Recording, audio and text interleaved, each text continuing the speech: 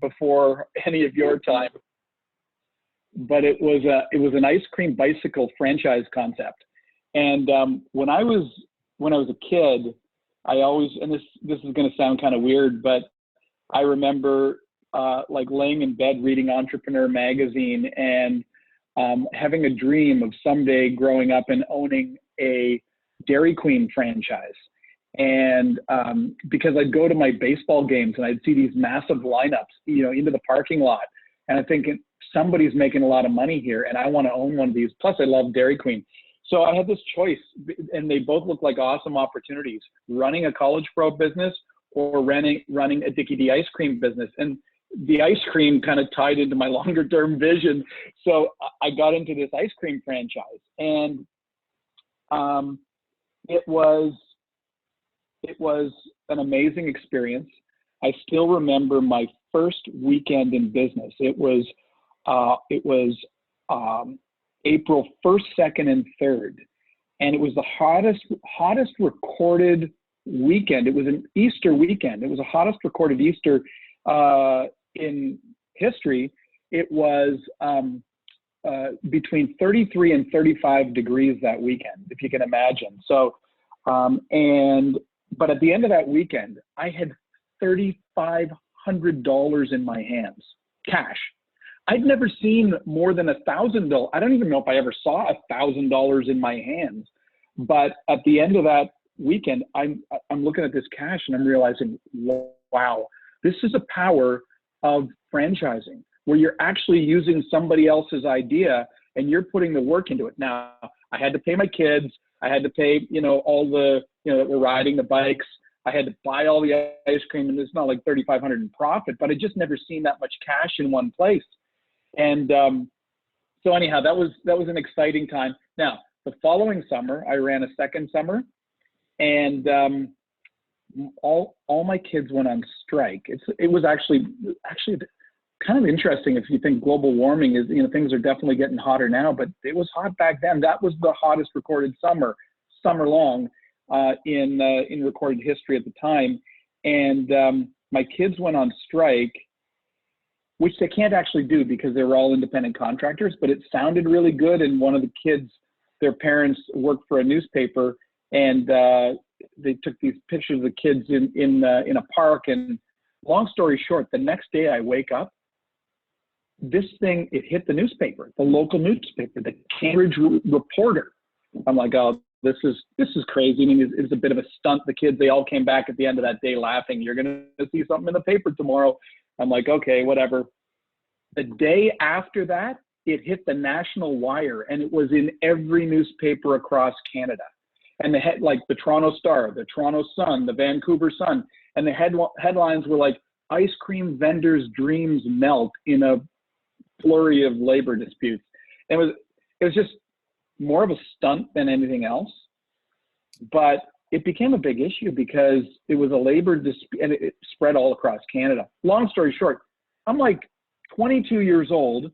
I show up the next morning, and I've got a mate, like this is at 5:30 in the morning. I'm getting an ice cream delivery, and I've got a satellite truck sitting outside my warehouse, like this rundown kind of old garage type thing. And I got this news van with a satellite, and they're sticking a microphone in my face at like 5:30 in the morning. And I'm like a mess. I mean, I was 22, right? I was out like the night before, partying with my buddies and all that. But here I'm 22 years old, and I'm dealing with a national crisis for the company. I remember they called me into Toronto. I met with the VP of the company and the founder in this smoky basement of this Italian restaurant. And they basically said to me, like, look, we're a big company. I mean, these guys are millionaires, making tons of, we're a big company, and we can't be seen as the face of this crisis. We got these kids now going on strike in all these, locations across the country, and we got the Labor Department investigating this. We got to make this a story about you, the young student, and so they put me out with the media, me out with the government and all this stuff, and they're pulling the strings behind the scenes, but they wanted to be like this student's business. So anyhow, we got through it, and the whole dust settled. Every franchisee in Canada probably hated me because I it wasn't my fault, but it was the spark started in Cambridge, Ontario. Anyhow, long story short, when I look back, it was like, that was like baptism by fire. I was born into entrepreneurship in the middle of a crisis, and it was interesting. But all that, what I really wanted to say about all that is, a number of years later, my brother and I were running a little publishing company, and I was hearing about this thing called the information superhighway and the internet, and we wanted to put up a web page. Like, we're a publishing company, we should have our own web page. So I figured out, I'll be the guy who tries to figure this out. And what I found is that, now this was back in 1995. Okay, well, no, it was actually 94 when we were putting the site online. Long story short, I found that the technical guys who could build a website, it looked terrible. And the marketing, like the designers that could make a website look good, it loaded so slow. Again, long before your time, but sites used to load kind of down the screen slowly because we were connected through a telephone line. That's how you connected to the internet back in the day. And even if you could get both of those guys on the same page, neither of them knew anything about how to get people to that site, how to drive traffic to the site. They didn't know anything about internet marketing. So I had to figure some of this stuff out. Long story short, I figured if I could find a way to create nice looking websites that worked really well, that like loaded fast and everything like that, and I could figure out how to drive traffic to the site, that would be a solution for us, but it would be a solution for every other business. And so that's when I started WSI back in 1995. And some people say it was in the year 2 BG, 2 years before Google. And because in many ways, Google was like that starting point for the internet. But we were a couple of years before, the Google boys started. And, but I'll tell you, the interesting thing is, when I thought, like, the internet, this is not going to be a small thing. Like, this is not going to be a Kitchener, Waterloo, Toronto thing. This is not going to be a national thing. This is going to be global. How do we scale this thing? How do we grow this thing quickly? And where did my mind go? My mind went to franchising. I was a franchisee. I understood the power of franchising. I learned the concept of having a formulaic approach to business and scaling. And so I said, what if we franchise this thing? And I had this vision of being the McDonald's of the internet. And that was the way they explained it to people, because they knew McDonald's is franchise and the internet. So we're going to be the McDonald's of the internet. I still remember in 1999, sitting in a hotel in Singapore and opening the newspaper, the Singapore Straits Times, and the headline across the business section said, the McDonald's of the internet. And they were talking about us. And that was, for me, it was like a really pivotal moment, because I realized how visions, and if we say it enough to ourselves, if we say it enough to the world, at some point, the world starts to see it the way we see it. And that's really what we became, the world's #1 internet franchise organization, and grew in time to over 80 countries around the world. And, at one time we were the 11th fastest growing franchise on the planet. Number 12 was KFC. We were growing faster than KFC. And it was just an explosive period. Now, interestingly enough, it wasn't all, roses, because as many of you may have heard, I don't know many of you would remember, but there was this thing called the internet bubble that burst in the year 2000. And it's really interesting.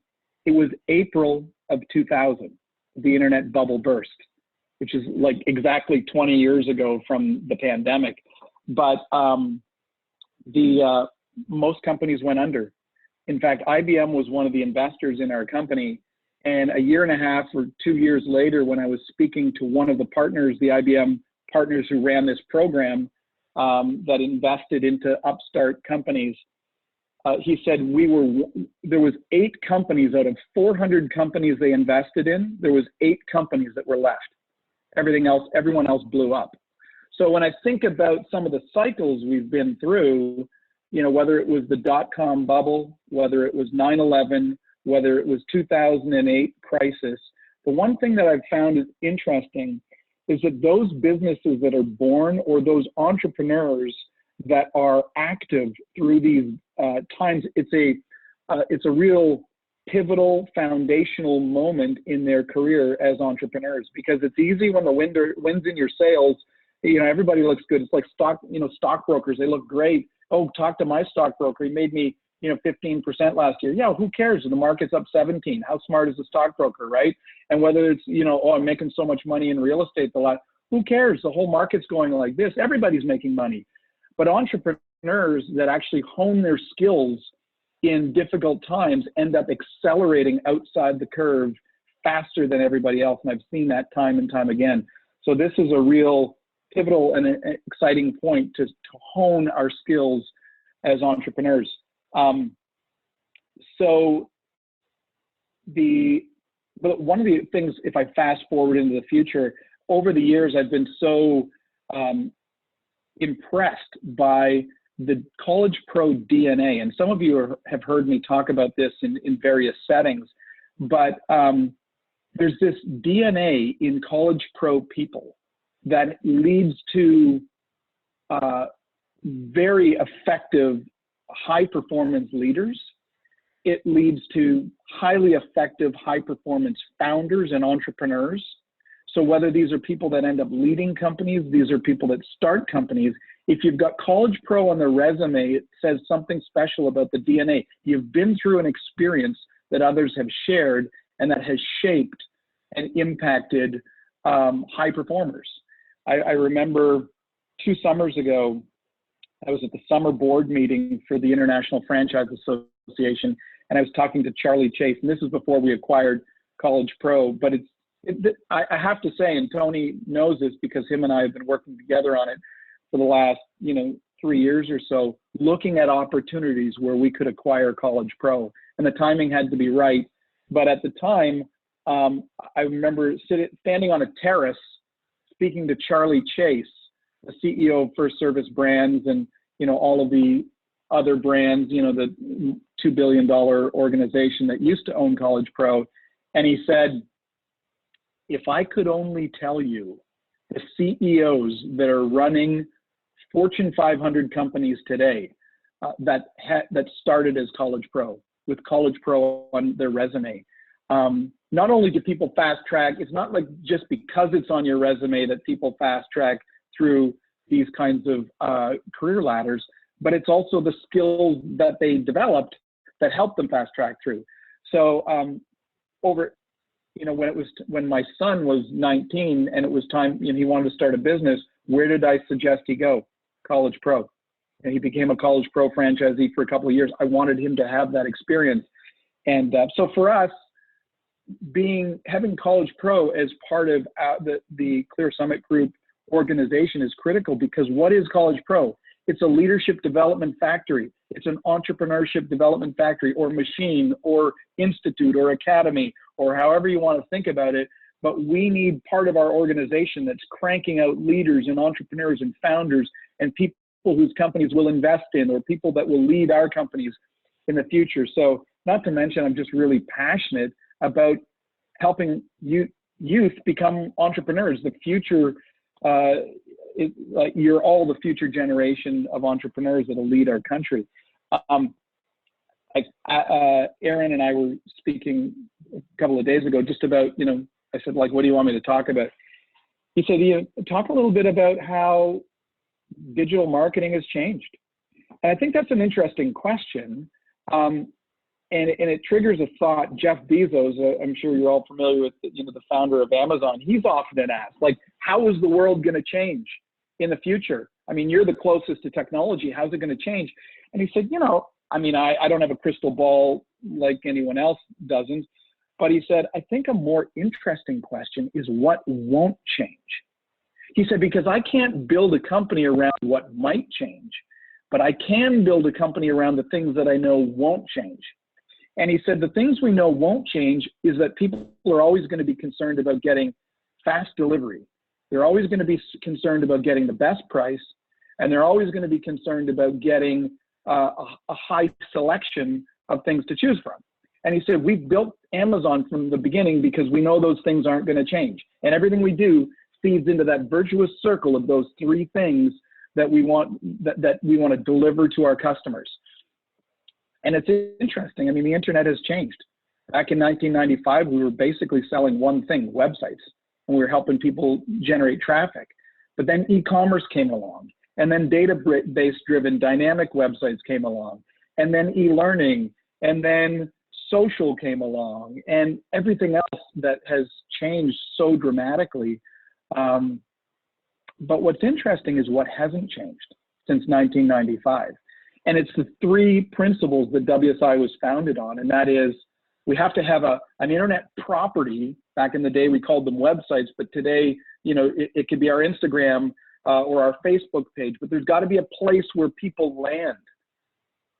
There's got to be a way to get people to that site or that page, or, you know, or whatever it is. So we got to get them to that place. So we've got to have our digital location, then we got to have digital marketing, which is how we bring people to it. And then the third thing is we got to convert those people into customers, right? We call them the ABCs of internet marketing. You need some advanced technology. We need to bring people to the site, and then we need to convert them into customers. And what's amazing is that today, even though the technologies have changed, you know, so even social itself has changed, right? From the Friendster and all the other stuff that there used to be, to Facebook and Instagram and then TikTok, et cetera. But it still is, we got to bring people somewhere. We got to draw traffic in, and then we got to convert that traffic. And so the skills that you're learning as part of this are the foundational skills about connecting with other humans, about customer-centric messaging, about finding a way to speak of the brand and the customer experience through a digital platform. All this stuff that you're experimenting with now, it will lay that foundation for the future, whether you're working in a company or whether you're founding your own company. All this stuff is going to be foundational in the instincts that you develop, the digital marketing instincts and the foundation that will, because in the future, it's not probably going to be Facebook. It'll probably be something else, right? But it's still about connecting with connecting with people and turning them into customers. So those are, I don't know what else you wanted me to cover, Aaron, but I think, you know, what I wanted to share was just the relevance of what we're learning today, and how this is, yeah, it's important for driving a super successful summer for you, but it's also the beginning of the rest of your life as an entrepreneur or a business leader or whatever, some really important foundational skills. Yeah. So I'll awesome. Pass it back to you, Aaron. Perfect. Can I jump in on something, Aaron? Absolutely, Tony, go for it. I was just gonna. I know it's been 40 minutes and I haven't said a thing. This is like a new record. This is a new record. But I don't want to lose sight of the fundamentals that continue to work and the right things that we continue to get right. Dan has a couple of experiments going with these wonderful things called lawn signs, and how they actually also drive digital. So don't lose, the cold calling that we're going to do, the lawn signs that we're going to put up everywhere we possibly can, the pole signs that we're going to put up and then take down so we don't wreck people's neighborhoods. That all has to work together. And lawn signs work. And so I didn't want to lose sight of, we're talking about digital, and it's gonna be awesome to have Ian on. And man, I can tell you, I've done a lot of walking around my neighborhood. It's probably more powerful now with social distancing continuing to happen. People are going to be walking. It's never been more important to get our signs out. And as soon as I can get my sign out, I would like some of my windows washed too, by the way. But as soon as I could get my sign out on my lawn, I'm going to do that. But you got a couple of experiments going on that, Dan.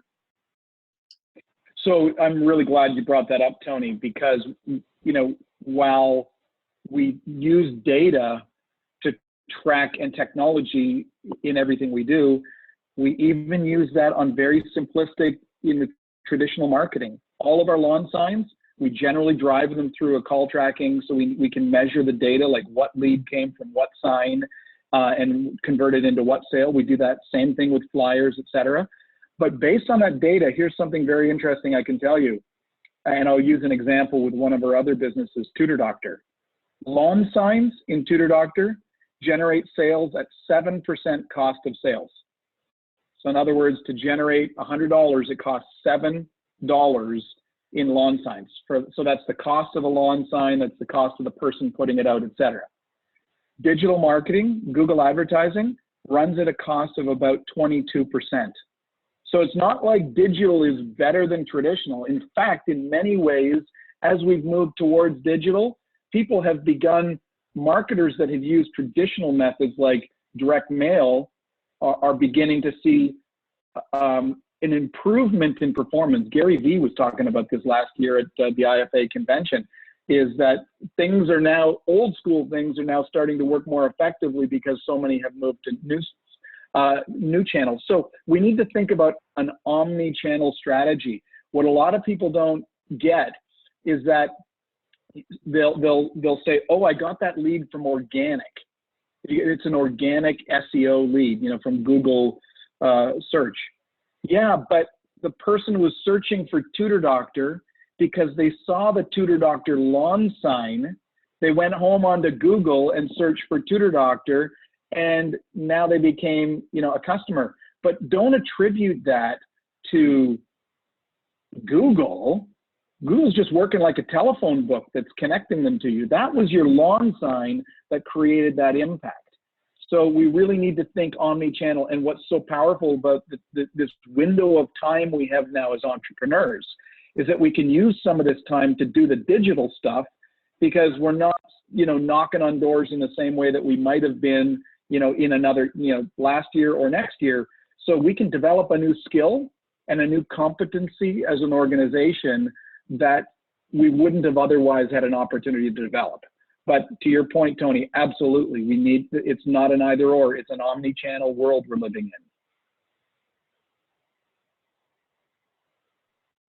Without a doubt. And to me, I think that's even, when I think about the excitement of adding the competency, which is the right word, I think, to the business, the fear is that we move 100% over. And that's kind of, for me, as we started our conversation today, that is absolutely not the point of today, is to create something that replaces cold calling.